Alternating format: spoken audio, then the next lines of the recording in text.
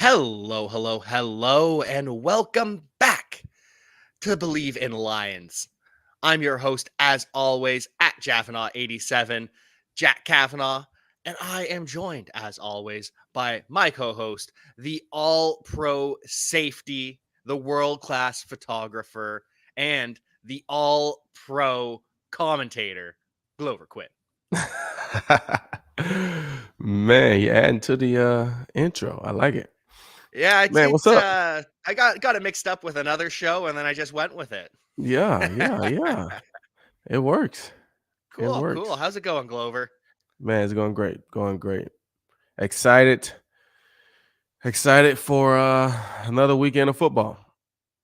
Me too. And excited about the news that's happening too. It's rare Yeah, that Thursday night during the game, we get massive breaking news too. Christian massive. McCaffrey off Massive. to San Francisco for 4 draft picks.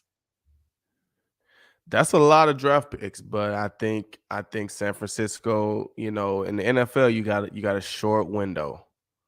You got a short window that you have to capitalize on. And I think they probably feel like this is a good window for them. They got a good defense. If they can stay healthy, get some guys back. They got a good offense, but adding Christian McCaffrey, I think makes them that much better. I mean, if he can stay healthy and play halfway at the level that he can play, I mean, he's going back. He went to school out there at Stanford. So he's in his element. He's gonna feel at home. He's gonna feel right where he wants to be. He's gonna be comfortable. I think he'll be rejuvenated by it. I think when you're in a losing environment, a losing culture, that plays a lot into how you handle things. Injuries last a little longer when you're losing. You know, morale is a little down when you're losing. When you're winning and you playing in big games or you have big meaningful games, those injuries tend to heal a little faster. That want to play and the funness that you've always had comes back. And I think we'll see that from Christian McCaffrey. And I think he'll be, a great addition to their offense along with Debo Samuel, Brandon Ayuk. Those guys, they're going to be explosive on offense. And then defensively, we know that they can play. So long as they can put up points, I think I think that elevated them to another level. I think they're gonna be fine. And typically, I don't love when you give up crazy assets for a running back who's getting up there in age, but I truly think this is different just based on what Christian McCaffrey can do because he's not just running between the tackles and ripping off big gains. He's a receiver. You can put him in the slot. You can start him at running back, motion him out to slot, motion Debo into the backfield, and now you've got a DB covering Debo inside and a linebacker covering Christian McCaffrey outside. Throw in George Kittle, who's not just a tight end. And how do you cover anyone in this offense? And the interesting thing I found was this happened really quickly. We'd heard for about a week or so that it was the Rams, the 49ers, and the Bills that were interested, but no one really verified it. Then the Athletic comes out yesterday and says, "Hey, I've talked to people in San Francisco. The smoke is real. They want Christian McCaffrey." And it sounds like Christian McCaffrey wants San Francisco, which makes sense with his Right. relationship with the Shanahans and growing up with Kyle. And then just like that, within 7 hours, the trade's done. So what's it like when you're a player just trying to figure out what news is real and what am I to do during this trade deadline? One thing about it, when you are the player, I mean, I'm sure you know. I mean, you're communicating with your agent, so the media is putting out certain things, but obviously people have to put out things to the media so the media can know, right? Yeah. So the players probably know somewhat, right? They're his agent is fielding calls, right? And so he's probably informing him, hey, we got this team available, this team is interested. And I'm sure Christian McCaffrey was like, all right, that's cool. The Rams, all those teams are cool. But if we can make the 49ers deal work, let's make the 49ers deal work. Like, you know what I'm saying? And I think, and I don't know the ins and outs of the trade and all that stuff, but I feel like that just goes to show, right? When teams want to get deals done, they can get deals done. This is what it is. When it comes to contract extensions, paying like when they want to get the deal done, they can get the deal done. Point blank, period. Right. But it also to me feels like Carolina showed a little respect to Christian McCaffrey Mhm. because if they got teams, different teams, and the 49ers may have offered the best package, Yeah. right? They may have offered the best package. But for him to get traded to a place that he want to be inside the conference. Now, obviously, Carolina is not a contender right now, so they're not looking at San Francisco as somebody that's going to keep them out of the playoffs, right? But you trade him to an NFC team. You could have traded him to an AFC team, right? You could have traded him to somewhere where he probably didn't want to go if they were offering anything, right? So for them to say, hey, this is what the 49ers are offering, is good enough for us. This is where he wants to go. Let him go and let him go and be happy. To me, I like that from the Carolina Panthers. I don't know if that was their thought process or like I said, if that was just the best deal that they got. But a lot of times I feel like when the relationships are bad and they just want to get rid of players, they ship them off to the worst teams that they can go to, and they send them there to end their career. So to see Christian get, sent back home, and like you said, he's familiar with the Shanahans, right? You look at that offense. I mean, Kyle is a genius. The guys that he has, the different things that he can do, like you said, George Kittle, Debo Samuel, uh, Christian McCaffrey, who's in the backfield, who's the running back, who's the receiver, like you say, the matchups that they can create. How are you covering those guys, right? Who are you considering as a wide receiver, and are you considering as a defense? I mean, as a running back, right? That's going to put those linebackers, those safeties, that's going to put those guys in situations that the 49ers will probably have the upper hand in. So I think it's a great trade by them. And I think it just worked out because they wanted Christian McCaffrey. He wanted to be there. And I'm sure he was telling his agent, whatever we got to do to make the 49ers deal work, let's make that one work. And it's always interesting when everything happens behind closed doors. None of it comes to the media. Christian McCaffrey, when he's asked about it, I'm a Panther right now, and I care about being a Panther right now. Just he's got to know coming, what's going on, but just handling it like a professional.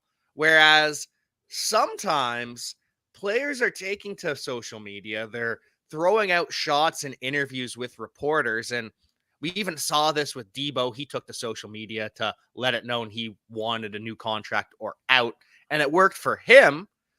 But now we've got Elijah Moore, the Jets wide receiver. He's talking to reporters, telling him how frustrated he is. Then he's tweeting about it, and he's upset he's not getting involved. So they have a closed door meeting with the coaches. They give him the day off of practice. And then after the day off, he requests a trade, and the Jets say, no, we're not giving you a trade. And also, we're not really happy about how you've gone about all of this. We didn't like your attitude before the trade request. So you might not even be active on Sunday. We very well may healthy scratch you for Denzel Mims, who, funnily enough, asked for a trade in the summer.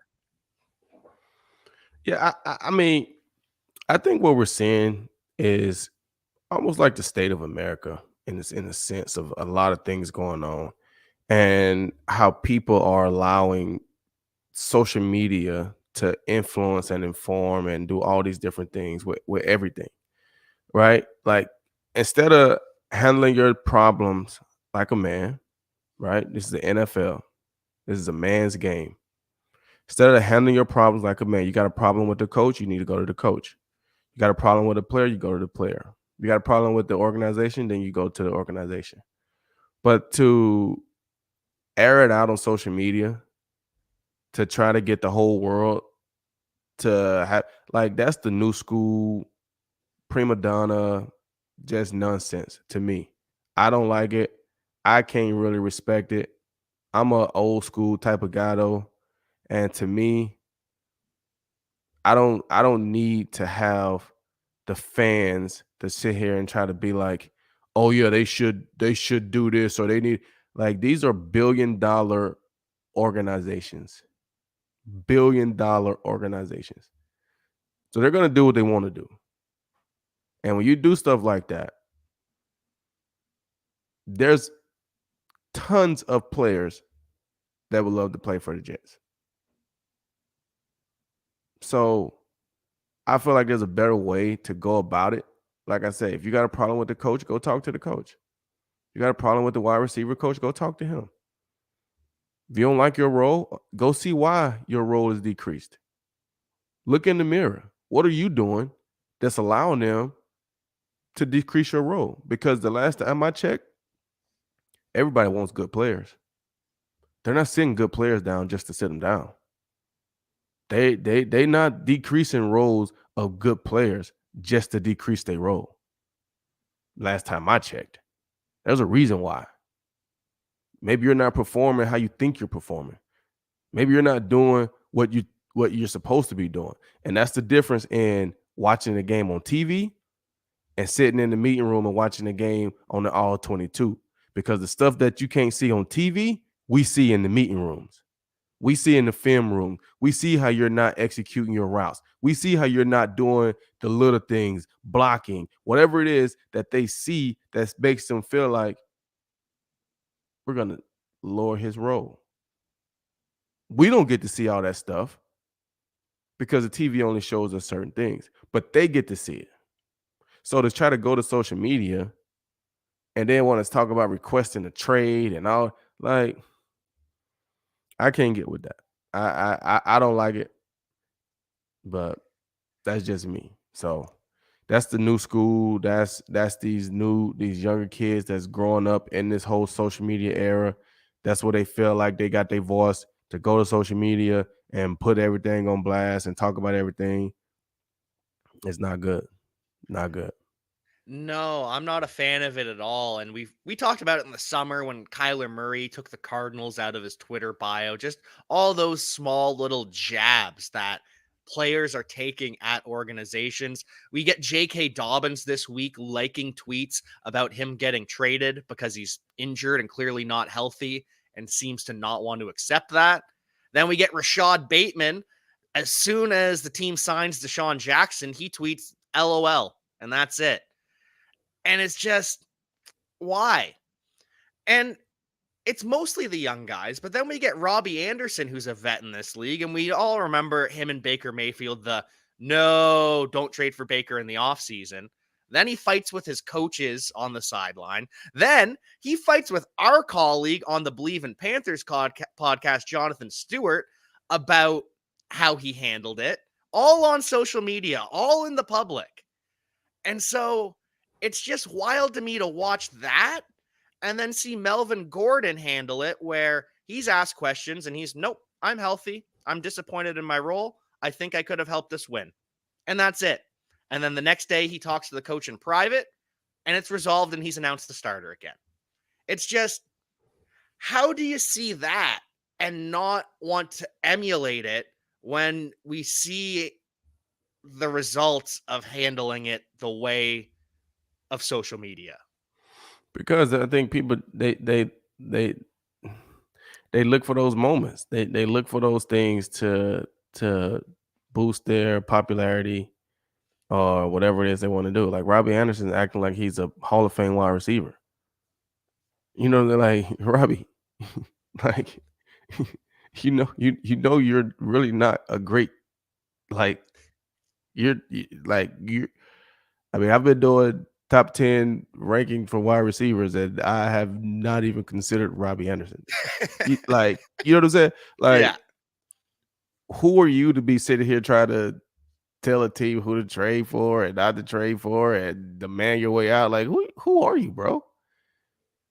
And to come at old school guy, Jonathan Stewart, and I won't say old school because I mean me and Jonathan played together. Our times were around the same, right? I love Jonathan Stewart's game. Tough tackle. But you don't get to come at us like that, man. We're just reporting what we see. That's all it is, bro. You acting like that? Why? Why? What is the point of acting like that? If you don't like a role, go to the coach. During the game, fighting on the sideline is not the time.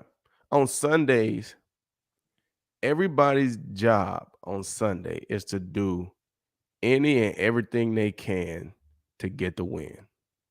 That's it. That's why when I see teams celebrating, coaches dancing in the locker rooms on Sundays at 3:30, 4:30 Eastern time after the game, and they've got their win, like it brings a big smile to my face because when you think about all the preparation that goes in to that game from Monday to Tuesday, the treatment, the practice, the game film, the studying, the lessons, the weight room, the practice, all these little different things that you go through every single day, right? Every single day. Then you get to Sunday. Well, no, you get to Saturday. Then you travel. Or you got a home game, whatever it is. Then you get to Sunday and you get the actives, the inactives. And now you got however many guys going out. We got coaches, we got the trainers, we got everybody. It's just us. And you playing the game. Guys go down. Somebody got to step up. Somebody's not playing great. Somebody got to pick him up. Somebody's having a career day. We got to sell. Like so many different things that go on. You got the ups. You got the downs. You're winning by 17 points. Now it's a tie ball game. You're losing by 20 points. Now you're down by 3. All these different things that go on. And when you fight through everything and you finally get that win on Sundays, it's so worth it.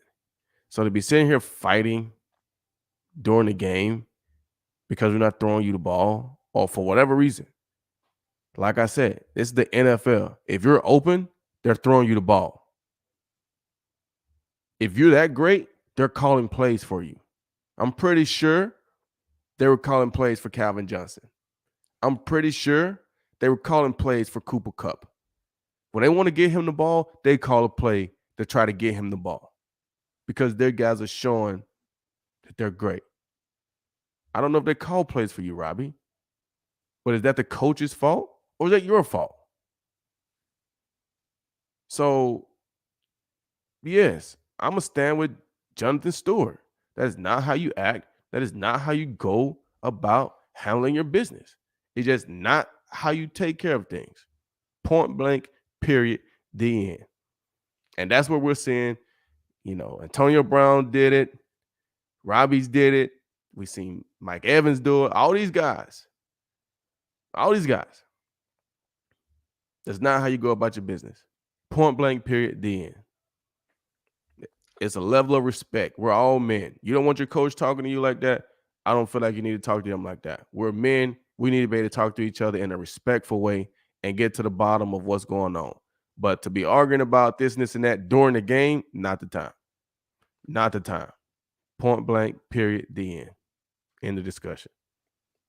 And then to sulk after. It's one thing to argue with your coach on the sideline. It looks bad, but we saw it with Kyler Murray and Cliff Kingsbury last night.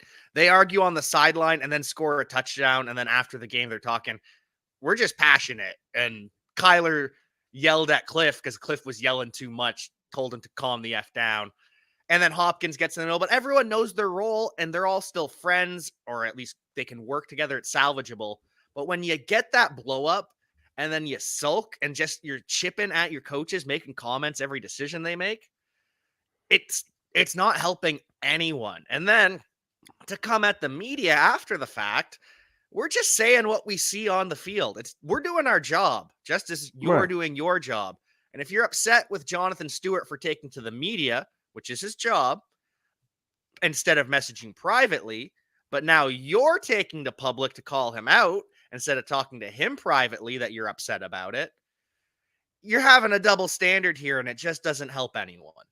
Right. And I think, like I said, what you saw from Kyler Murray and Cliff Kingsbury, for one, you got to understand they got a relationship. Yeah. When you have relationships with people, it's different. I can be on the sideline going at Slay, going at Quandre. Why? We have a relationship, right? They understand that I want nothing but the best for them. So if I don't feel like Slay is playing to his capability, I'm gonna tell him that, right? Yeah. It ain't no shade. He's gonna understand it because we got a relationship, right? It's a respect there. And he would do the same thing. If I'm not playing to my capabilities, Slay will tell me, Quandre will tell me. A lot of the guys I play with, James Ahedibo, they'll tell me, right? It's a respect factor. So when you get these guys like Kyler and Cliff, when you playing the game, man, like I say, there's tons of emotions all over the place. Good, bad. Like it is a very stressful, high pressure environment. So things happen. So if Kyler feels like Cliff is screaming too much, he might say that. And he might have a relationship with Cliff to be able to say, hey, man, shut up. Like, calm down, bro. We okay. And you have that moment and then you laugh about it. And we good. Yeah, we Yeah. good. We're good because we got a relationship. We understand each other. We both trying to win. We both trying to do everything that we can. And sometimes it comes out that way. But to continue, like you say, bickering and going back and forth and this and that and going at the receiver coach and this, like the receiver coach ain't the offensive coordinator. He ain't the quarterback. He ain't throwing you the ball and he ain't calling the plays. What are you going at him for? So I think it's a lack of respect for the game. I think it's a lack of respect for your coaches. And I think, like I said, I think a lot of it is just the new school. A lot of these kids have a lack of respect for elders. They have a lack of respect for a lot of things. And I just don't feel like it's a good example being set to the younger kids of how to go about handling your business like a man as opposed to going and pouting like a kid. Yeah, I completely agree because it's just not productive. Nothing gets resolved that way. Things just fester, and then you have these big blowups on the sidelines. And it's a passionate sport, it's an emotional sport full of passionate people.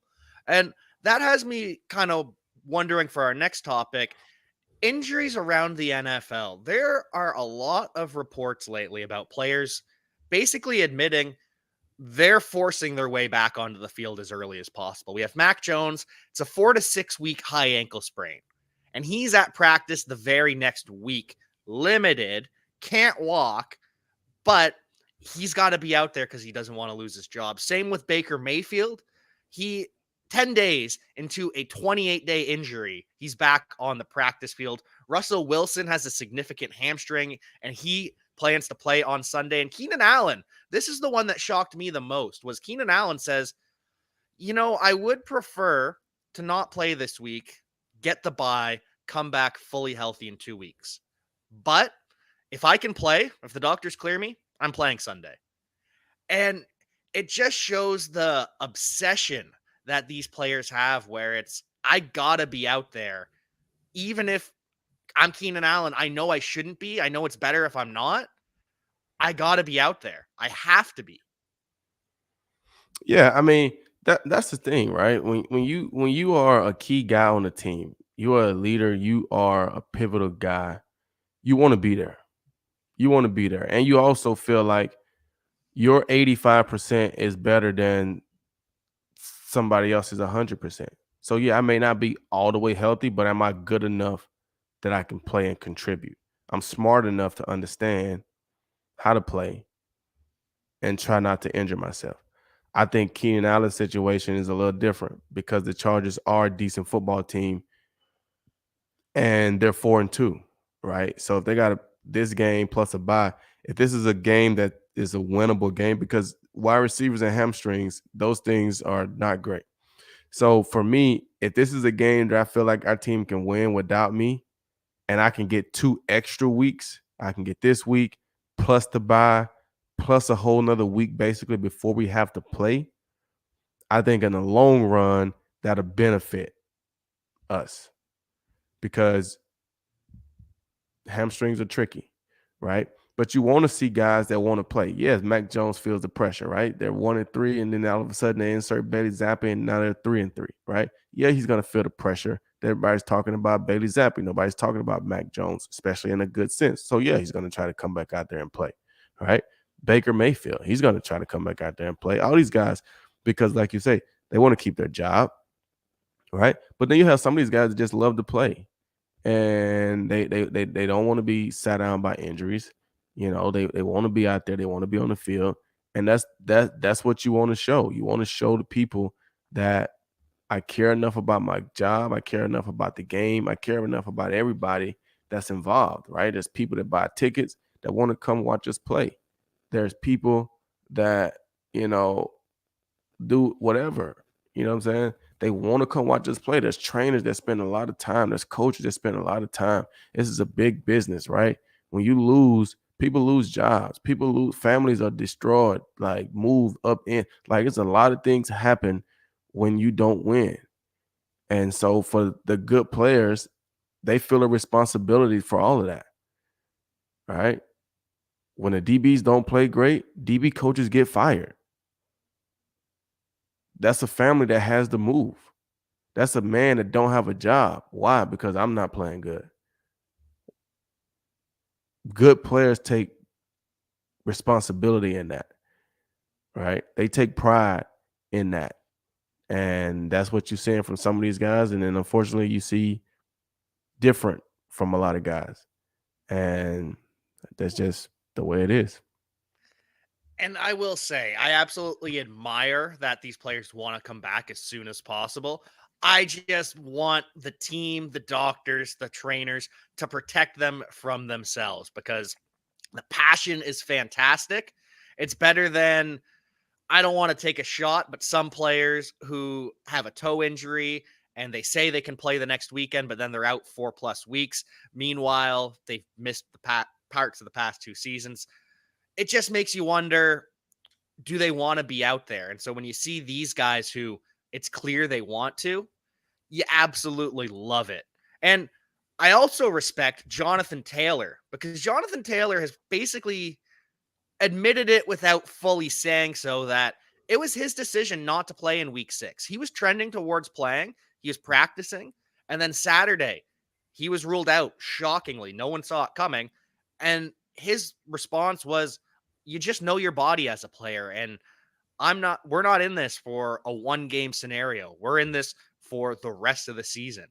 So, as much as I admire the players rushing their way back to be on the field, I also admire Jonathan Taylor having the bodily knowledge of himself to say, I'm not ready yet. And that's what you want, right? Jonathan Taylor is a workhorse. He's a running back. And like I said, I don't know exactly what his injury is, but Ankle, when just I think it's just a ankle, sprained right? So ankle. Yeah. cool. So things like an ankle, hamstrings, things like that. I used to always say, this is what I used to always tell myself.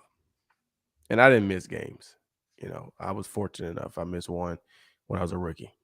I was fortunate. I was blessed. Thank God. But I used to tell guys when they come hamstrings and things like that, when you feel like it's ready and you feel like you can play, take another week. Just take another week because it's like he said, I'm not interested in you just find your way back and then you get like you look at Chris Godwin, right? Yeah. Chris Godwin got injured, right?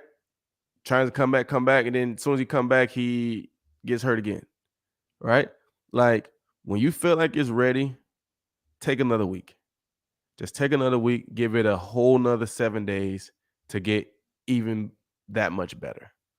Especially early in the season. We're only in week 7 or whatever week we're in, right? We're in week 7 of 17. You know what I'm saying? Like your team is in a good situation, Kenny. You 4-2, right? And they're playing well right now. You know what I'm saying? Justin Herbert seems to be done got healthy again. He's playing better. You know, your defense is playing better. You guys are playing well. You're 4-2, and you're playing. I don't know. I think they got a pretty winnable game this week, right? So being ready to be there for the long run. It's a tough AFC division at the top, AFC conference, right? You're going to have the Chiefs in your own division, right? All the games in the AFC West, the Raiders aren't a great team, but they're going to play you tough, right? So we saw it Monday night. They had a tough game with Denver. You know what I'm saying? So down the stretch, when you're having to win those games and getting in the playoffs and having to go through the Kansas Cities or go through the Buffaloes, or we're looking at the Jets and how they're playing. Like they're going to need you more down the stretch than they're going to need you in week 7, especially if you got a bye week next week. Take these next 2 weeks to get the hamstring fully healthy, and then you should be able to go and be ready to perform the rest of the season. And that's what's kind of interesting with Dak Prescott and the thumb, because he's being cleared by the doctors. I hate saying this because this is the Believe in Lions podcast, but it's a winnable game for the Dallas Cowboys. And I know Dak wants to be back out there, but do you think with this strategy of give it another week, that Dak Prescott should be held out another week with the thumb? Or do you think that this is a good test to prove Well, it? well, like I say, a thumb is not a muscle, right? Yeah, it's a ligament, things in his thumb, right? But it's not a muscle like a hamstring, right? But I think this right here is just respect factor that you have for the Detroit Lions. This is a perfect game for Dak to come back and throw it around and see how he feels, because they don't respect the Detroit Lions secondary. They don't respect the Detroit Lions team. They feel like they can win this game either way. And so this is a great game to see how Dak feels throwing it a couple of times, right? Yeah, he's going to hand it off. We're going to let Zeke run it, but we're going to let Dak throw it a little bit and see how he feels. And if he feels great, then good. You know what I'm saying? If the game is going well, he's not going to have to throw it as much anyway, right? But they want to just see how it feels in game action. And it's a good game to get him back out there, at least in their mind, to get him back out there, because he only played one game, right? Played a Tampa game opening day, and it wasn't a great performance by Dak. So they're looking at this as a game that he can get back out there, get some passes in, but maybe also get some confidence, because they don't have any respect for the Detroit Lions. And that hopefully can propel them going forward. So the Lions got to take that personal. The secondary has to take that personal. CD Lamb is a little tweaked up, a little banged up. They got to take that personal and go out there and play some really good defense. The defensive line got to take it personal and go get pass rush, go get some pressure on Dak.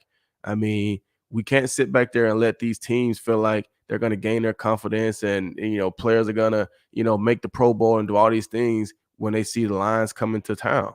They're sitting there thinking, well, we're gonna have a career day. Who's gonna be the guy to have the career day today?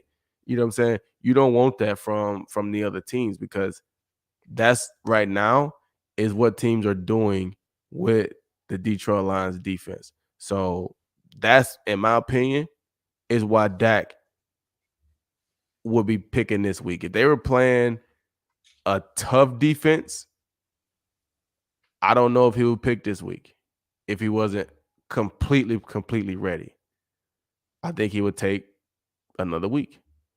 But I think with the Lions, the secondary opportunity for him to throw it around, see how he feels, I think that's why he's coming back.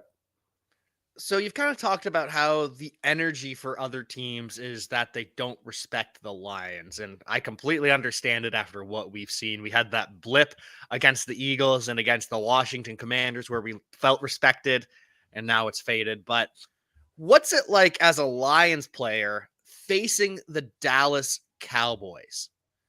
What is the aura like? Because you've talked about how Tom Brady has this aura about him, and Aaron Rodgers and Drew Brees, and obviously that didn't affect you. You were picking them off anyways. But what was it like facing the Dallas Cowboys, America's team, with all the fanfare and the rah rah and all of that? Well, the thing about it, just being honest, right? So when you're playing for the Detroit Lions, at least my time there, right? You're fighting for the national respect, right? That's what you're fighting for, because the world sees you as the same old Detroit Lions, right? They see you as, oh, that's Detroit. They're awful. That's what the world sees you as. The Detroit Lions fans are great. They see you totally different. Some of them see you as the same thing. But the world sees you. Oh, that's Detroit. Oh, that's Detroit. Right. So when you go and play the Dallas Cowboys, just from a stadium, from a production, from just a team, just from an environment, just from all those different things, it feels like the haves and the have-nots, right?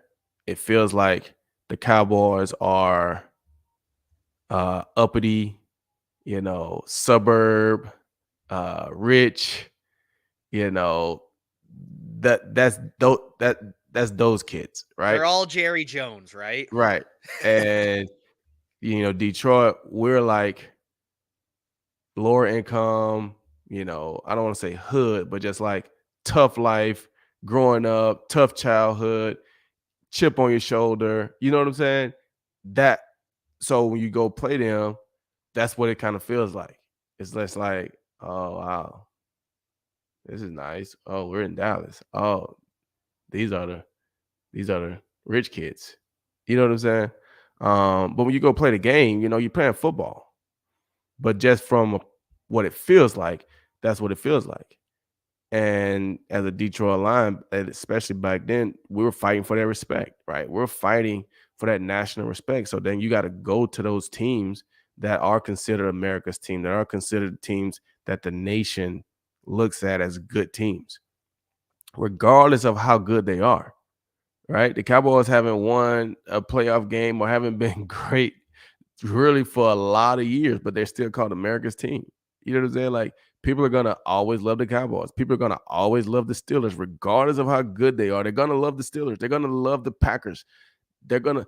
Those are America's teams. Like they're national teams that people just love those guys. And so when you become a part of those teams, you just kind of like grandfathered in.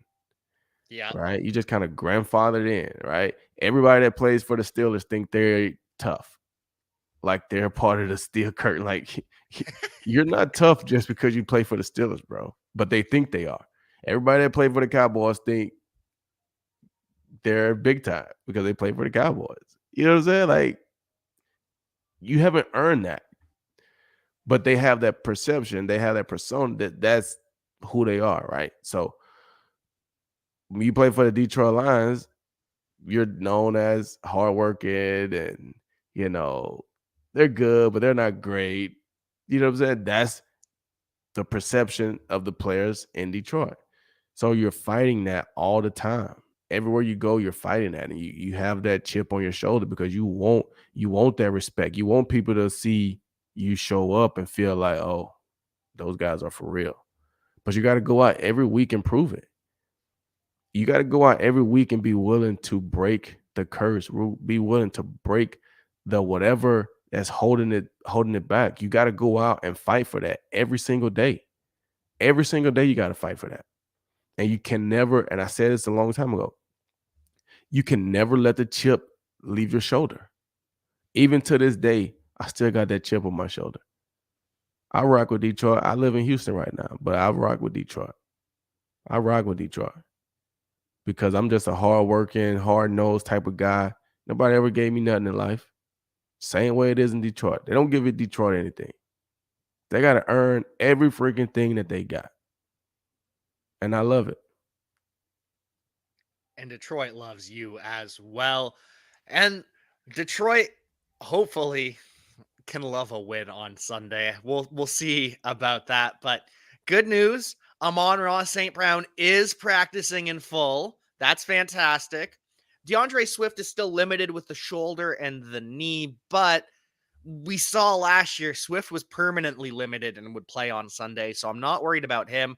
But DJ Chark has the ankle, and Josh Reynolds now has a knee injury, and they haven't practiced the past 2 days. So we may have to do it without them, but it's such a massive boost getting Amon-Ra St. Brown back and getting DeAndre Swift back, if that is the case. Yeah, I think that is a massive boost, but I am a little concerned that coming off the bye, you know, DJ Chark and Josh Reynolds are not practicing. Like that's Yeah. concerning. Yeah. And having Amon-Ra St. Brown back is good, but when you don't have those other two guys out there now, they can double team Amon and he won't be as effective. Somebody else is gonna have to step up. Yeah, you got TJ and you got DeAndre Swift, but like I said, DeAndre Swift, he's coming out of the backfield. He can hurt you out of the backfield. Um, but if you had DJ Chark out there and or Josh Reynolds or one of those other guys that can make plays for you on the outside, that opens up more things for TJ and Amon-Ra St. Brown on the inside. So that's a little concerning to me that they're not even practicing after, like I said, coming off of a bye week. They've had 2 weeks. So if it was like just like a knick-knack, they should be back. But that's a little concerning. Yeah, and Chark worries me because it's the same ankle injury. Reynolds worries me because we know he would miss practice with the ankle injury and then play through it. But now it's a knee. So he picked up this knee injury either in the Lions' last game or during the bye. And for a new injury to pop up at that point, just worries me a little bit. So I don't know what to expect from this Lions offense. We'll have more information this afternoon when the injury report comes out at 4 o'clock. But what are you expecting from both the Lions and the Cowboys on Sunday? We'll go out on this. What do you expect the game to be like? Final score, predictions, all of that fun stuff. Well, I expect, I expect probably um if Dak plays, I expect the Cowboys to come out and try to be super explosive and just try to bully and run Detroit out the doors early. That's what I would expect, right? Come out with a lot of energy. Dak could be back. That's what they're gonna try, right? I would expect the Detroit Lions to come out fresh off the bye. They're gonna have some energy too. They're gonna stand up and be ready to play, right? DeAndre Swift's gonna be back. He's probably gonna be feeling really good, hopefully. Amon-Ra St. Brown, some of their stars will be back, and I think that they will compete and be ready to go. Um, I think, defensively, if the Lions haven't fixed some of the things that they've struggled with throughout the season, um, especially with a mobile quarterback, right? I think they could struggle a little bit defensively. And the Cowboys, with Zeke, Tony Pollard, they got some good running backs. CD's a little banged up, but he'll probably play. He played through it last week. He'll probably play through it this week. Um, I think the Cowboys defense is going to have the edge over Detroit Lions defense. I think their secondary, is pretty good. I think their linebackers are good. At D line, they get really good pass rush. Their D line they can go. So I think I'm going to give the Cowboys D line defense an edge over the Lions defense, and the fact that DJ Chark and Josh Reynolds are out, I'll probably get a Cowboys offense a little edge. I like Amon. I like uh, DeAndre Swift. Um, but not having DJ Chark and Josh Reynolds, like really, really, really, it's tough. So I think it's going to be a tough game for the Lions to win. I think they can do it, but they're going to have to play a great football game, and Dallas is going to have to play not a great football game. Um, so I can see the Lions scoring some points. 13 to 17 points. Touchdown, a couple field goals, two touchdowns and a field goal, something like that. So I can see them scoring 13 to 17. Um, and I think for the Cowboys, I think they'll probably, I would look at something like, 28-17, 28-13, something like that in favor of the Cowboys. Um, and that's tough, like you say, because we are the Believe in Lions podcast. So I hope they go and do it. I really do. I'm rooting for them. But if I just got to give an honest opinion, I think it'd be 28-17, 28-13, something like that. Yeah, I'm thinking The 17 is right on the number for the Lions. I'm giving the Cowboys a little bit less credit only because I think they're going to be cautious with Dak coming back. So they're going to air it out 4, 5, maybe 6 times, but they're going to play a lot of ground control. And so I think they're only going to get to 24-17 for the Dallas Cowboys. But here's the things I'm watching for right off the hop. Cowboys, I am expecting first play of the game, they're going to run some jet motion and do a dive up the middle and just get that run game going. And then the second play, it's going to be boot action from Dak to Zeke and then a shot downfield to CeeDee Lamb. And if the Lions don't cover that, it's going to be a long day for the Detroit defense. And see, this is where I think it's going to be different. Because I think that they're going to expect the Lions to be ready for that. And I think they're going to look at what they did in week 1 with play calling against Tampa and how much they actually put on Dak without really establishing the run game and all those different things. And they're going to look at how they've been able to win over these last 5 weeks with Cooper Rush, the simplicity of the play calling, the putting the pressure on Zeke, Tony Pollard, living with play action, hitting guys. Like, I think they're going to stick to that strip with Dak to work him back in. But then some of those pass plays, some of the throws that Cooper made, I think Dak's going to look to push the ball a little farther down the field. So I think they're going to take it slow. They're going to run the ball. They're going to run the ball. They're going to run the ball. They're going to get the run game going. I think they're going to try because they've seen that that's their identity. If we can run the ball, but even a couple years ago when the Cowboys were great and they had Zeke or they had DeMarco Murray when we played them back in the days, right? When they can run the ball, you can control things. So Zeke is a big-time running back. Tony Pollard is running great. I think they're going to try to get them going and then let Dak live off the play action and work his way back because we've seen in week 1, they're just not a good football team when Dak got to drop back and throw it 40 times. They're just not. So I don't know if they're going to come out taking shots like that. I think they're going to come out running the ball. See it, like I said, they're going to try to bully the line. They're going to try to push them back, run the ball, running back's going to try to run hard, run guys over, you know what I'm saying, to, like I said, bully guys. And then they're going to try to play actions, dinks and donks and things like that. And eventually, probably the second or third series, we'll probably see a shot taken up top. Okay, I read you. I'm just thinking that CeeDee Lamb on a deep crosser on the third, fourth, fifth play of that first drive.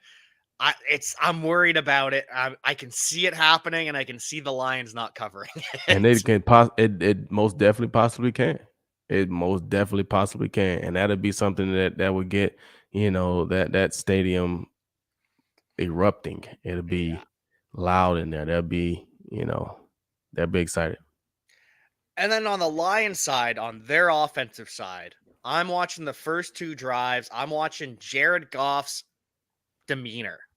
Because I've read this in the past where with Jared Goff, a lot of the time, you can tell what kind of game it's going to be after the second drive. If he is already shell shocked and has the happy feet, and you can see that he is lost and confused, that's when it's going to be a long day for the Lions. But if they move the ball well on the first or second drive, they don't even have to get points on both of them.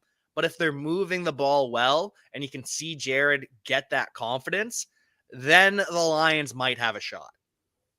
No question. I think that's what you want to do. You want to get the quarterbacks comfortable early in the game, right? You want them to get to feel the flow of the game. And I would agree. If Jared Goff is feeling confident, he's feeling comfortable, he's not afraid of the rush, he's not skittish in the pocket, I think that gives him a great chance. But they got to establish the run game for that. Jamal Williams and DeAndre Swift, they got to be able to run to keep that D line, because if they got to drop, if Jared Goff has to drop back 40 times with those guys rushing the passer, it's going to be a long day for the Lions. It just is what it is. It is what it is. If he has to drop back and throw the ball 40 times, it's not going to be a good day. No, If not he with can stay, Micah if he can stay Parsons. in the 24 to 30 pass attempts, better day. Because they're running the ball, they're controlling it. He's only having to throw it at, when they want to throw it, better day. If he got to drop back and throw it 40, not a great day. Especially with Micah Parsons breathing down his neck for the Right. entire game. An Right. elite pass rusher in the NFL. Then you got DeMarcus Lawrence on the other side. You do. And he's getting slept on at this point Right. because Right. of how dominant Micah Parsons is. That was disrespectful of me. Yeah. Yeah. Yeah. We don't want to have to drop back 40 times against those guys. No, Point blank, period. no, yeah, and they're such monsters against the run. Those two edges too. Oh, Hmm. I'm psyching myself out. I'm getting nervous already. This is going to be a test for the Lions, but there's no one I'd rather go through this test with than you, Glover. Thank you for joining the show as always. It's just a pleasure getting to talk to you. No, man, I thank you for having me, man. This is just awesome to get to talk about the game, right? To get to get to look at the game from a different angle and talk about the ins and outs and let the fans understand what's going on behind the scenes, why things happen the way they happen, because you guys don't get to know all that stuff, right? I've been in there, I've seen it, I've seen meetings, I've heard meetings, I've seen coaches, players, all these different things. I know what goes in the game plan, and I know what teams are thinking. I just like to share it with you guys. So appreciate you, bro, for having me, for being a great host of the show. You're causing me to blush right here, Glover. I Cut it appreciate that so out. much. We appreciate just all of the wisdom you have to share. Any pluggables to plug before we get you out of here? Nah, nah. Go Astros. Um, go Astros. Go Astros, go Lobos, go Aggies, go who are you seeing Southwest tomorrow? Bears. We got homecoming. Bears. Go We got Bears. homecoming. Shout out to the Southwest Bears Junior College. You know, all these football players. You know, and I'm gonna say this because I don't know how big it is, but um Mississippi and Kansas has the biggest JUCO programs in football. Okay. There's not a lot of states that have JUCO football. Florida doesn't have JUCO football. Texas only has one school that has JUCO football. A lot of these states, Detroit, Chicago, they don't have junior college football. So if these kids in high school don't get scholarships to major schools or some of these mid-major schools, where do they go and play? Look into junior college. Kansas, Mississippi, find your school and continue to play. Do not underestimate junior college. I went to junior college, made it to the NFL. Darius Slay went to junior college in Mississippi, made it to the NFL. There's a lot of guys. There's a lot of guys in the NFL right now that went through junior college. It's not a bad thing. It's not a bad thing. I mean, even I got a nephew that went to junior college to play baseball. Now he's playing at Texas A&M. So do not overlook junior college. You just want an opportunity to keep playing. That's all you want. It's an opportunity to keep playing.